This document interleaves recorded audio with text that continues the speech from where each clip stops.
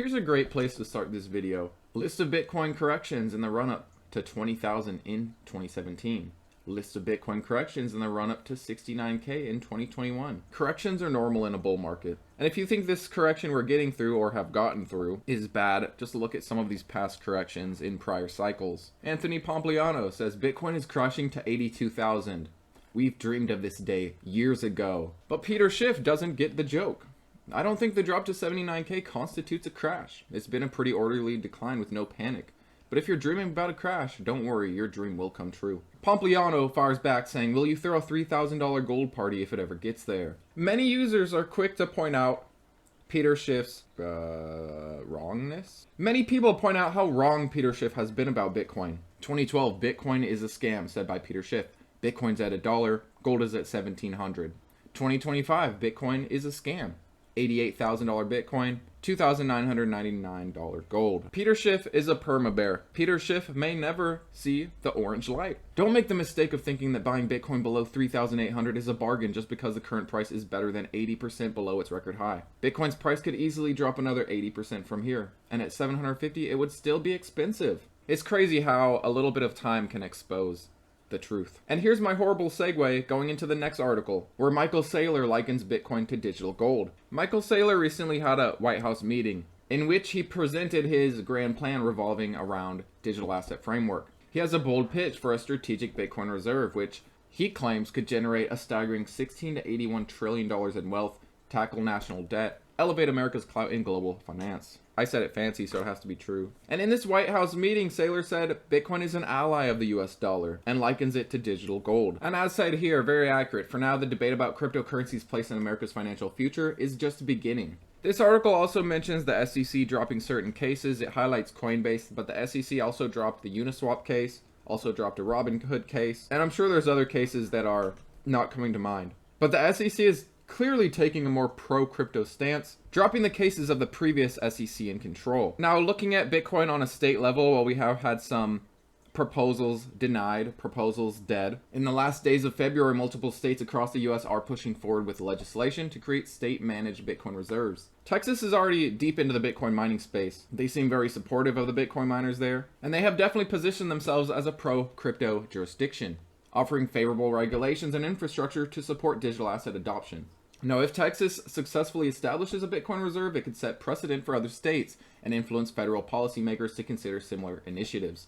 This bill has strong support from top officials, including Lieutenant Governor Dan Patrick, Governor Greg Abbott, who have long backed pro-crypto policies, giving Texas an edge over other states considering similar legislation. Throughout the end of this month, February, multiple states across the US are pushing forward with legislation. This isn't just about diversifying investments, this is also about shielding public funds from economic instability. We know that inflation remains. Inflation will always exist. Inflation is never going away. The Fed even wants inflation. Their goal is 2%. Hard assets like real estate, even gold, like Bitcoin, all benefit from inflation. All benefit from more fiat currency in circulation. Now, like I said, we have seen some states making progress with these Bitcoin bills with more proposals and such. I'll make sure to leave this down below for you guys, but it shows the progress of different Bitcoin bills from a state level. Utah is still leading the way, followed by Arizona, Oklahoma, Texas, and the list goes on. We do have some bills that were denied.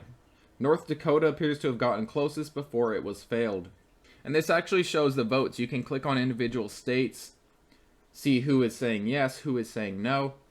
This one that failed wasn't exactly particularly close. But yeah, I think this is a wonderful site that just puts everything together. You can keep track of what's going on. While there will certainly be more of these bills being denied, even seeing a few of these pass is massive for Bitcoin. The dominoes start falling in place. As we have some of the early adopters, whoever it may be, starting to benefit from these bills over time, other states will follow suit. This isn't something that will happen right away. This might not even happen this cycle, or at least the buying pressure from it might not happen this cycle. But this is Bitcoin adoption. Bitcoin is being adopted by Wall Street. Bitcoin is being adopted by publicly traded companies. Bitcoin is being considered by nations. People are starting to realize the real value that Bitcoin holds. It is a scarce asset. The vast majority of Bitcoin is already produced. We are fighting for 450 Bitcoin per day until the next halving, which cuts that daily supply in half.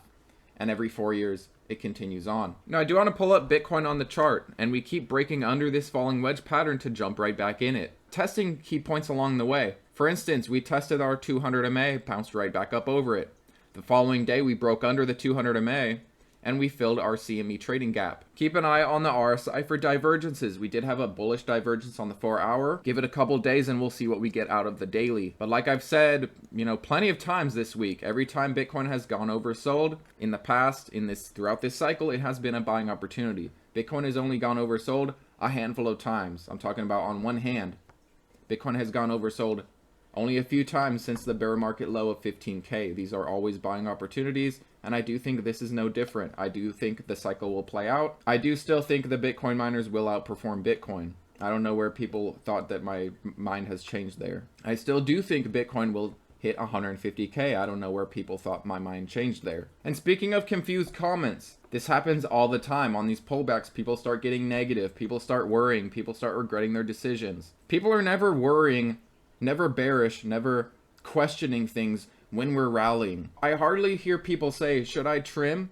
I only hear people say, should I buy when we're near tops? And it tends to happen a lot that towards the bottoms, people consider cutting and getting out. They can't take the pain any longer. It's always at a point of max fear, when charts are oversold, when retail is completely in disbelief of the cycle, when retail thinks that the Bitcoin mining stocks, Bitcoin won't ever recover, the top is in and it's just game over. I will say that I do think this cycle will play out just as others have. We will end this year higher in price. These times of fear are buying opportunities. But if you don't believe in Bitcoin miners, if you don't believe in Bitcoin, if you think the cycle has topped out, I understand your hesitation. I may be wrong, I may be right, but it is still my belief that Bitcoin will top out much later this year.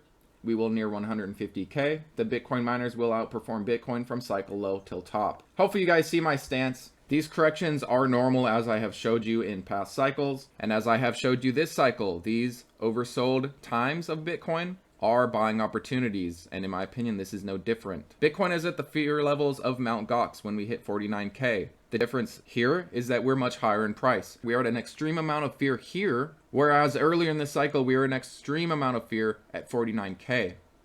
What happened afterwards? We recovered. These pullbacks happen. People are saying the top is in. Do you think they didn't say that back here? Do you think they didn't say that back here? Do you think they didn't say that back here? Newsflash, they all did. It's hard to turn your perception around, and when you see nothing but green, you get worried, and when you see nothing but red, you get very bullish. But it's something that's very important to work on, especially with assets that you wholeheartedly believe in on the long term. Remember, in the bear market, people were saying it's just going to keep going down and down and down. You have to at some point decide to buy. Otherwise, you're going to miss amazing buying opportunities. And sure, at first it doesn't seem like the right decision. For instance, back in June of 2022, we dipped down to 18K. We started recovering. People thought maybe that's the bottom. I will start adding. And then it drops more.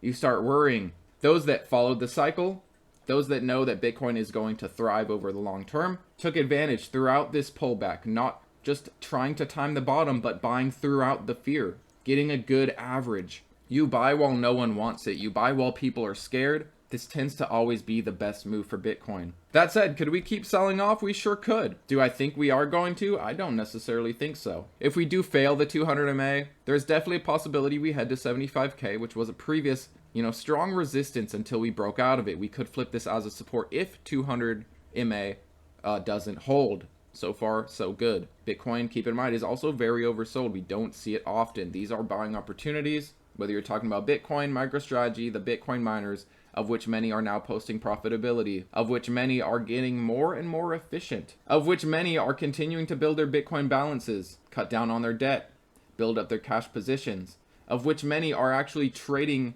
at the assets that they own. Their market cap is at the value of their Bitcoin held, their cash held. We don't see this too often. These are buying opportunities. And when we look back at the end of the cycle, we will likely wish we loaded up more, just like the bear market. In hindsight, wow, it was so obvious, wasn't it? I think in hindsight, it will be very obvious that we should have continued to buy while we're in the bull cycle, while we're following the 4-year cycle. We have no reason to think otherwise. But if you do think otherwise, that is perfectly fine. Go with your instinct. Go with your strategies. Go with your decisions. My belief is, like I said, that we have not topped out yet. This would be one of the weakest cycles in history, in a cycle where there's possible state adoption, global adoption in terms of countries acquiring Bitcoin, and publicly traded companies now realizing that Bitcoin is a valuable asset. In the end, you're here for a reason. You have to remember what that reason is. Bitcoin has pullbacks at times. This is perfectly normal. This is just another correction so far. 29% is nothing compared to the Mt. Gox drama. Were you guys here for that? This wasn't that long ago. I remember it like yesterday. Many of you remember it like yesterday. 32% drop from 74K. That was the new all-time high. Bitcoin hit a new all-time high. People were so excited. It started pulling back. People thought, okay, maybe the top is in. Maybe that 74K is the top. Wall Street now is going to manipulate Bitcoin because of the, all that inflow from the spot Bitcoin ETFs. The spot ETFs were clearly a net positive. And after we got through this Mt. Gox fear, of which billions of dollars were sold off because of a bankruptcy through Mt. Gox, long-standing bankruptcy, a lot of drama there, that brought us down to 49K. This was a longer correction than what we just got through. If it's over, it might not be over. But one thing I am very confident on is 3 months from now, 6 months from now, a year from now, all of the above, Bitcoin is very likely to be much higher in price. But what say you? Are you still bullish on the Bitcoin miners? Are you still bullish on Bitcoin and MicroStrategy? Are you starting to give up? Do you think the cycle is going to play out differently for some reason? What is that reason? Or do you too see this as a buying opportunity? Bitcoin doesn't go this oversold often. Bitcoin doesn't get this fearful that often. In hindsight, these are the times you want to load up. But thanks as always for watching, guys. I appreciate you. I appreciate your support. Those of you that are feeling negative, just know that this happens with Bitcoin. There are pullbacks, there are rips. You want to buy while it is fearful, and you want to consider trimming when everyone is bullish. When people see Bitcoin at all-time highs and say, should I buy? When people see the Bitcoin miners at 52-week highs and say, should I buy? They're probably going much, much, much higher. That is when you have to be cautious. When everyone is bearish, usually you want to be bullish. But anyways, Bitcoin will do what it has always done. Continue to appreciate in price over the long term, and continue to follow its cycles, in my opinion. I don't think the cycles are broken, and I do think this cycle will play out in the bull's favor. But thanks as always for watching, guys. Hopefully this day ends up all right after this very rough week. Enjoy your weekend, and I'll see you next time.